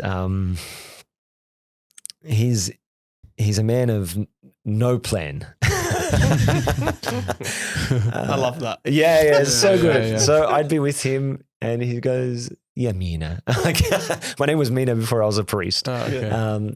He says, "Tomorrow you'll go to Tanzania," and I'm like, "All right, if you say so, yeah, no worries." And then I'd wake up tomorrow, and he's not there anymore.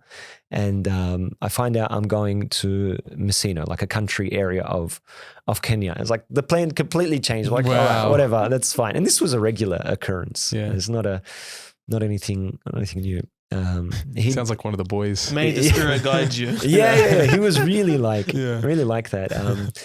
that. One time, he just gave me a heap load of money. Fair play. He said, "I'm going to send you out to this rural area. If you see an area suitable for a church, just buy it." I'm like, What? "What? I'm just going to put this money in my bag." And I'm like, "Thank you, sir. No worries. I'll get back to you on that one." Yeah, that's crazy. He's just so full of faith, so fiery. He's like, just wants to spread the word. Wow, that would have, like, someone pulled you over. You just wads of cash. Yeah. Oh man. Yeah, that's crazy. I was really worried. One time he took me with him to visit a maximum security prison. And obviously, like, I don't visit prisons regularly, and prisons I'm surprised. Yeah, and the prisons I had visited were like Australian, so like there's a bit of regulation. There's security guards with you. There's a few doors to get through. Maximum security in Kenya was like a barbed wire fence. Like the most. like, yeah, it was like You can get 5 guys. There's probably more security on this studio. Than It's true. Even the doors to like, there's 2 doors you have to get through. You get through one, and there's one guy just like opening it as he, or just like locked with a key, like a keypad, whatever. And then you go to the next one. It's the exact same thing. I'm like, oh, I feel so safe right now. Yeah. Well. And then, because he's very well known in Kenya, he just sort of walked past security or whatever, and I was there checking in, and I look, and he's already in the middle of the courtyard of the maximum security prison during lunchtime. Yeah. And I'm like, dabbing people well, I'm what do I go? Like, Yeah. what do I do? And so I ran like to come next to him, worried I would die on the way. Yeah. It was all slow-mo for me. And he's just like a lion, just walking in the middle of these convicts, and he just got to like this undercover area, and everyone just sort of followed him. I don't know, like maybe I was prey for them. They was going to get eaten or something, and they were just following the prey, or maybe he just, which is obviously the real thing, he had like a presence with him, and they just followed, and he stood up and he said, "Everyone sit down." I'm like, Oof. okay, I just sat down with him. Not you, like, get up. If you say so. And all Everyone these are criminals, like murderers and wow. gang leaders, and they all just sat down, and he started preaching to them. I tell my Sunday school kids to sit down. Yeah. Can't get one to sit down. Oh my God, we're on Sunday school camp. Yeah, sitting's hard. Sitting's difficult. Yeah, sitting is hard. It is hard for me too, to be fair. And he got them all to sit down, and many of them from that moment converted. Wow. Like it was amazing. It was amazing. He's a lion. And so, yeah, I feel like God is really alive, and he's really working. And he's really working in people outside of the church. I'm very blessed to serve at the church I serve at, St. Mary of Egypt. We get a lot of curious people walking in. Yeah, wow. And the lessons I took from Kenya, I feel God prepared me for, as much as you can be prepared anyway, for this kind of service, this sort of mission service. We get people, atheists, walking in. There's one story of a young man. He has a very sick young brother. We had a very sick young brother. He was only about 16 at the time. And his younger brother's about, say, 10. I'm not sure how young, but he was younger. And he was very, very sick, and he was on his deathbed. And he mentions one day he was just sitting there thinking, he goes, this can't be the end for him. Like, it can't be, that's all it is. Like, he's 10 years old. This can't be the end. There has to be something more. And so he said to himself, God, if you're real, heal my brother and I'll come find you. And his brother was healed not long after that. And this young man stuck to his promise, and he started researching religion, and he started researching Christianity. And then he started researching the Apostolic Church, and then he came across the Orthodox Church. And he said, from my research, the Orthodox Church is the right church. And so he Googled an Orthodox church around him, and there was nothing. A couple months later, something inside him told him, I'm going to just Google it again, see what pops up. And he opened Google Maps, typed in Orthodox Church near me, and St. Mary of Egypt popped up. It was like newly opened? Newly opened. Wow. Yeah.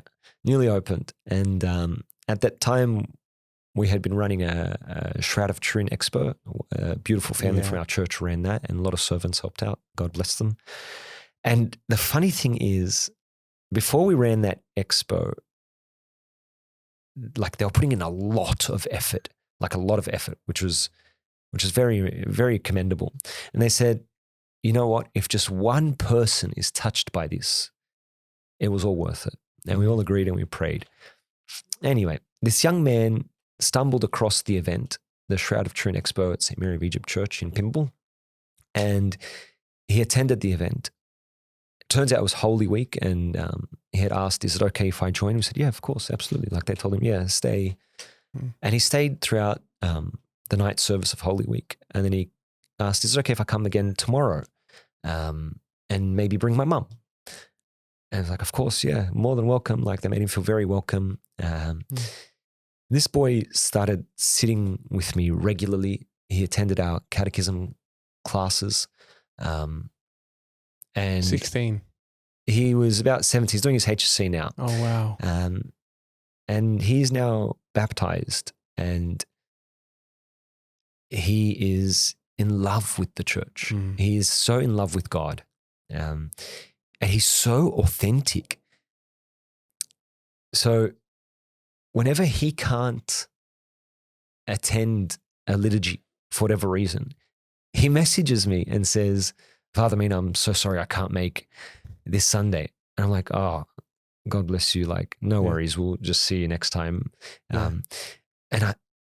How many of us who grew up in the church do that? Yeah. How many of us take the liturgy so seriously? And he's one of many others who are in the same boat. There are families who were brought up in the church and left for various reasons. And they felt this call towards God when they were outside of the church. And now they're back. Yeah. And they're back with vengeance. And they are the good vengeance. Yeah, the good vengeance, of course. Yeah. And they're so authentic, so genuine.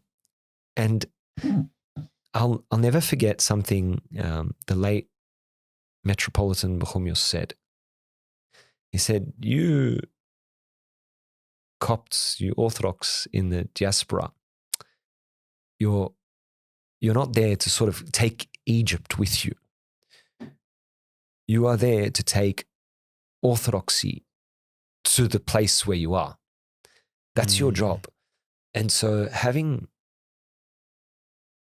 churches sort of trying to keep Egypt there Mm. and not bringing the Christ of Egypt and the Christ of Orthodoxy to the whole world, Mm.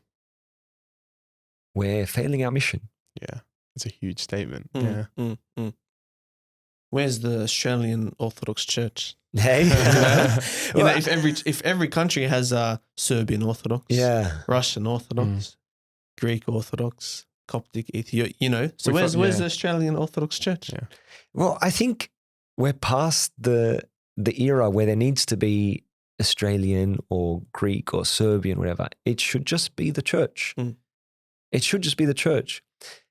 If the country you're in speaks the English language, then you are an Orthodox church, Coptic, Greek, whatever, who prays in English. That's all it is. I'm not saying we remove Coptic or remove whatever. I think there's no need, what I'm saying, to classify things ethnocentrically anymore. Because if you say Australian Orthodox, then what if, say, a Chinese person wants to join? There's no need. And that's never what the point was. The point is to spread the love of God to everyone and the fullness of that through the apostolic church. Yeah. For sure. Yeah. I'm just sure you understand. I kind of meant like Orthodoxy in Australia. Okay. Suitable for the culture and the people. Absolutely. For the country. Yeah. Absolutely. Yeah. And then people may argue, oh, well, why do we need to change anything? Well, we're not changing anything. We're actually more Orthodox. We stress the Orthodox teachings, like I said, because that's actually what people want. They don't want the watered down version. They're looking for that depth. All we have to do is maybe just welcome them. Yeah. That's it. Yes, all English. That's probably the best way to go about it. It's so funny though. One of the Australian converts came to me and said, I actually prefer hearing hymns in Coptic when I'm studying. And I'm like, oh, that completely blew me off. I'm like, why is that? He said, because there feels like a certain spirit, which is really nice, but most of all, I don't understand what they're saying. And so I know I'm listening to prayer, but I can't concentrate with it because I can study. I'm like, so it's interesting that they everyone respects language, whatever, but the real language is the language of heaven, which is love. And we love and welcome everyone in English, if you're an English speaking, whatever. And in terms of like your Greek or Coptic or whatever, your citizenship is heaven. Yeah. That's it's very important to pray in your language you understand. And you have a prayer. Is it a prayer rope? Yes, a prayer rope. Yes, prayer rope.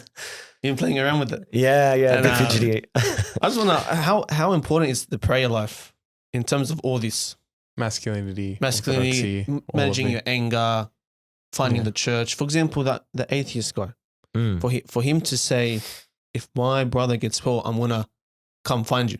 That's a prayer. Absolutely, that's a prayer. Yeah. So so what's prayer and how and what's prayer? Yeah. I we'll think, keep it simple. Yeah. What is prayer? I think to define prayer is actually impossible. The idea that you can speak to an incomprehensible God with comprehensible words, to speak to an infinite being in a finite way, it's impossible. It's how do you put words to that? And there are just so many different facets to prayer. So formal prayer, in your individual prayer, your prayer without ceasing.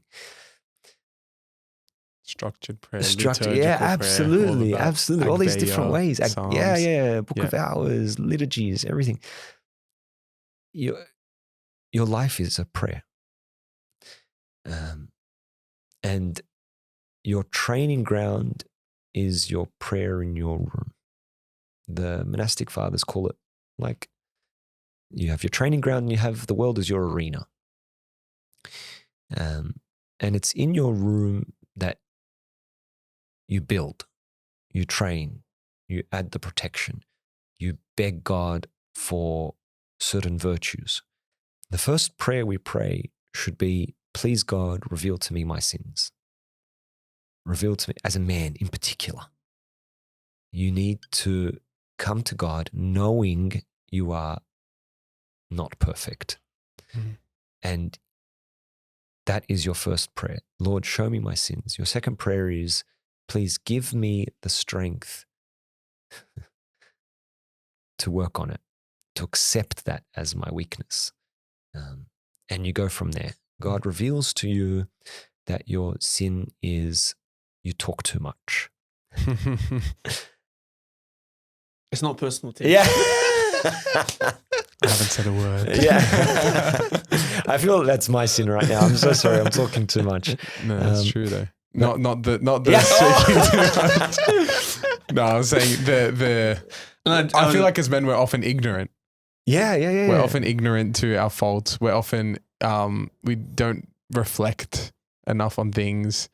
Don't really like harp on things that we've done wrong and correct them. Yeah. We're really bad with criticism. Yeah. And we have I that sort agree. of pride and walls up. And I feel like prayer does the complete opposite. If When- it's real prayer, I When we guess. ask people, criticize the podcast. So when the people come with criticism, like, it's all right. Yeah. We don't want it. Yeah, that's Yeah. We're going to do it the way you want it. Nah, to be honest, we try and take on as much feedback as possible. Yeah, there's a limit though. Yeah. Like, But come on. yeah, let's spread it over a few days, not all at Yeah, once. yeah, Like, take come it on, easy on like- me, which is fair enough, I think. Yeah. Criticism is very hard to take. Yeah. I think perhaps because we maybe attach it to worth. Mm. So if we take so much criticism, it means perhaps that they don't like us, or they don't like what we're doing, or they don't appreciate what we're doing.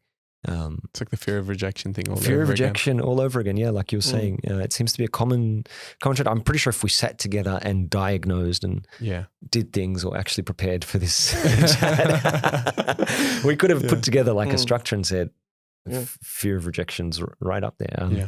But yeah, criticisms, it can be hard to take. Yeah. It's also fear of what people think of me. What do you mean he doesn't think of me highly? You know? And that also, it's a result of doing things for men instead of God. So if I'm doing everything for God and I'm getting criticized for it by men, like, well, I'm doing it for God. And as long as it's good in front of God, then criticism is nothing to me. Yeah. I heard this thing once, and it actually like fully changed my whole perception. So Peter for him, I've mentioned him again, but do you know him? Judge. He gave the Friday night talk like last week. Yeah, he's coming in a awesome. couple of weeks. He's so. awesome. He's awesome. Anyway, so I just tuned into like he was doing a talk for year 9, and I just like popped my head in. Pretty much he said, and you guys can do this, whoever's listening. He said, close your eyes. If you're driving, please do not close your eyes. Please. But he said, close your eyes. And we all did it. We all sat around the circle. We closed our eyes. And he said, imagine you're in the opera house and you're on stage. And he stepped us through the whole thing. He said, look around. You've got your pews to the left. There's like different stages. There's different levels. There's all of these chairs, like an ocean of chairs in front of you. You can't hear anything. It's pitch black. There's just the spotlight on you. Everything's dark. And then right front and center is Jesus. And he's sitting and watching you. There's no one else in the whole auditorium, in the whole opera house, in the whole anything. And he stepped us through it in a lot more eloquent way than this. But when you visualized it, and you realize that your life is just you on a stage. And if you just picture Christ as the person viewing you, then it changes your whole perception on everything. Because often the way we actually live is Christ might be there in the audience, but there's your mate sitting next to him and your partner sitting next to him and your so-and-so sitting next to him and all of these things. And you're trying to perform and sort of be this person to please all these people. But really the only person that matters is Christ. And that analogy like stuck with me so well, because at the end of the day, if you're only just pleasing Christ, the paradox of it is that you're going to actually please everyone that matters in the sense that you're serving, like, and all those people around you, and that you're not really letting Satan get into it because you're only focusing on the one audience member. Yeah, that sort of changed my whole perception. But yeah, I don't even know how that related to the topic. But Criticism. Criticism. That's the one. Yeah, And also prayer. And prayer. Yeah, and you're talking one-on-one directly to God, and that's why we have the idea of like close your room, go into your room, Absolutely, and pray. Yeah. One-on-one. And even this idea of you walking down the street and the only person seeing you is Christ, that also is a prayer in my head, like an Arab prayer, which you probably know a lot more about it than me. So, Avon, what's an Arab prayer? Yeah. I think technically an Arab prayer is just a quick, short, sharp prayer. Like the most common one is, "My Lord Jesus Christ, Son of God, have mercy on me, a sinner." And there's various versions of that. That's called the Jesus prayer, which is the most common Arab prayer. But there's like an Arab prayer could be anything. It could be "Lord have mercy." It could be "God help this person." They say it's literally Arab prayers, like you're just launching arrows up to heaven, little arrows up to heaven. It's just quick, short, sharp prayers. The Jesus prayer is so beautiful though, and until you've given it a real shot, you don't really appreciate it, and you won't. And so, one practical thing I would advise everyone to do is 5 minutes every day. Just say it. It's going to be hard the first day, first week, maybe even the first 2 weeks. But after 2 weeks, you won't be able to live without it. And for whatever reason, if you stop saying it and the habit dies out, you'll feel different. You'll notice something's not complete in your day. And then you'll bring it back and you'll struggle again to get it back into your life. But once it's there, you'll love it. People often say, "I don't know what to pray. I've got nothing to say." Say the Jesus prayer. Say the Jesus prayer. Say the Jesus prayer until your fingers are sore or you're so tired. Say the Jesus prayer as you're walking. Say it as you're driving. Whenever you feel, "I just want to be in God's presence, but I don't know what to say," that's okay. Say the Jesus prayer. "My Lord Jesus Christ, Son of God, have mercy on me, the sinner." And there are different versions you can say, like just, "Lord Jesus Christ, have mercy on Chris. Lord Jesus Christ, have mercy on Tim."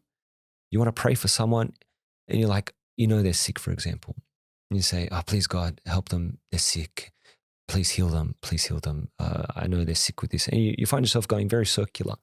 And that's fine. Say that prayer. But after a while, you're like, "I still want to pray for them, but I'm saying the same thing." Say, "Lord Jesus Christ, help this sick person," and say it. Just keep going.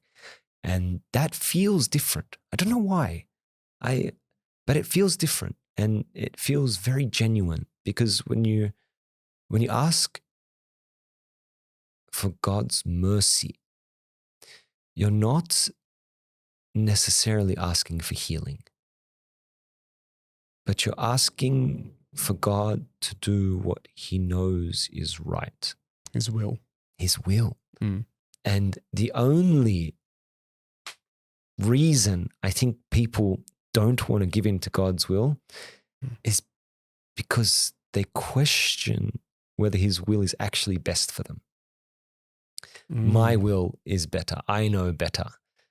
But in saying, "Lord Jesus Christ, have mercy on me," or whoever it may be, you are pleading to the loving, tender will of God. And it's a beautiful thing. And it's such a pure, deep prayer that there are books and books written on it.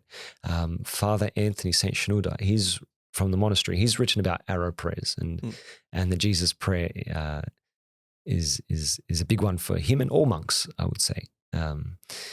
So I recommend everyone praying it. And it helps with this idea of praying without ceasing. So yeah, we pray like the Jesus prayer. I'm just fiddling. I'm not that spiritual. Being too humble. Yeah, praying and being humble. Yeah. Just fiddling. No, I'd be floating if all of that was prayer. I'd start glowing. No. Yeah. So yeah, that's the Jesus prayer. And I don't know. Do you guys have any experiences with the Jesus prayer, or have you heard anything about arrow prayers before?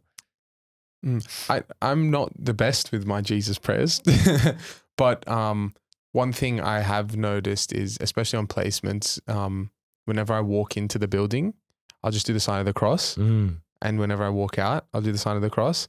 And it personally, it's like a physical thing, but it just reminds me like you're here to serve.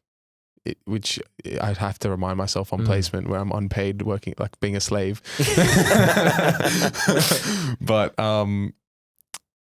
But yeah, that's I guess the closest thing I get to a Jesus prayer. Sometimes, like often throughout the day, I'll try and remember God and I'll try and include Him in situations. Or the thing with me is I feel like if it's a bit of a challenging situation, then I'll remember God. I'll be like, God, just help me in this situation. I'm a bit stressed, and then I'll go into it. And it always works out well. It's always fine. But yeah.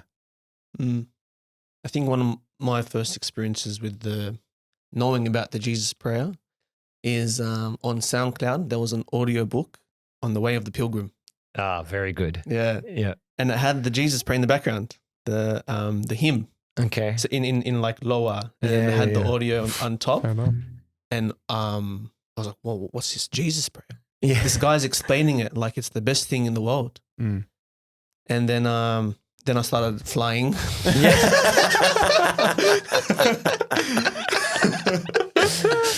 No, but then I tried to incorporate it in my life, and then I sort of understood what unceasing prayer is, because it's always in your mind. And like what you said to him, obviously it's not now, this was back in the day. Yeah. But it's this idea that Christ is you and Christ on your own. And sometimes that's what the Jesus prayer does. It just blocks out everything away from you. And then it's always constantly you. Because you want to a target, yeah. And Christ. That's it. The Jesus prayer. And then even between your speech or when someone else is talking and just repeating it. And then if people do that, you can tell that by their actions a lot more holier. Yeah. And their intentions. Yeah, because if Jesus is always on your mind, then you can't say anything bad. Like it's really hard to. Yeah. Your temper is controlled. Yeah. You are content. You are not too worried about what people think. You're not afraid of rejection because perfect love casts out fear. Yeah. You are everything. Yeah. And that is the ultimate message of masculinity, to reflect Christ, to carry Him everywhere you go, unceasingly, which means to have things like the Jesus prayer on your mind, to live a life of prayer, to pray without ceasing. Yes, pray without ceasing definitely means things like the Jesus prayer and constant prayer, but it's also, as you implied, it's seen in your actions and your service, because service is the physical manifestation of your prayer life. The one who prays can't help themselves but serve. They don't even mean it half the time. They just think they're just doing normal things. And if you are a man, a real man who prays, your whole life will be a service. And it particularly impacts the ones closest to you, I would say, because they're closest to you. And so what does it come down to? Being a man is having Christ at the center of your life. Being a man is about being someone who prays, who pushes themselves to pray unceasingly, who serves. And all of them are all mixed into that same thing.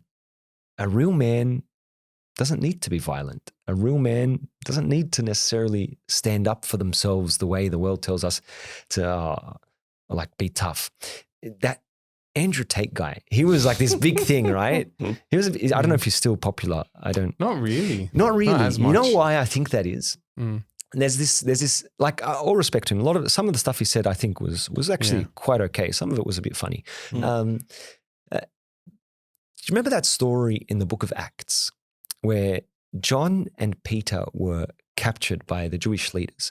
And the Sanhedrin are there talking to themselves like, we need to like get rid of these guys. We need to destroy them. We need to like whip them. We need to do all this stuff.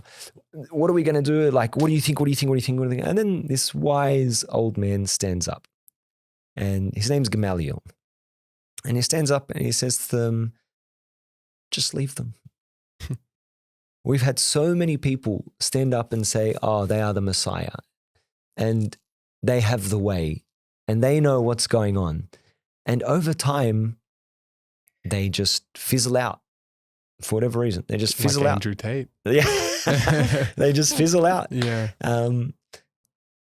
But if this Jesus they're talking about is the real Messiah, is the real man, The man. we cannot fight against God. The real man. Yeah, he's the real Yeah. man. Yeah.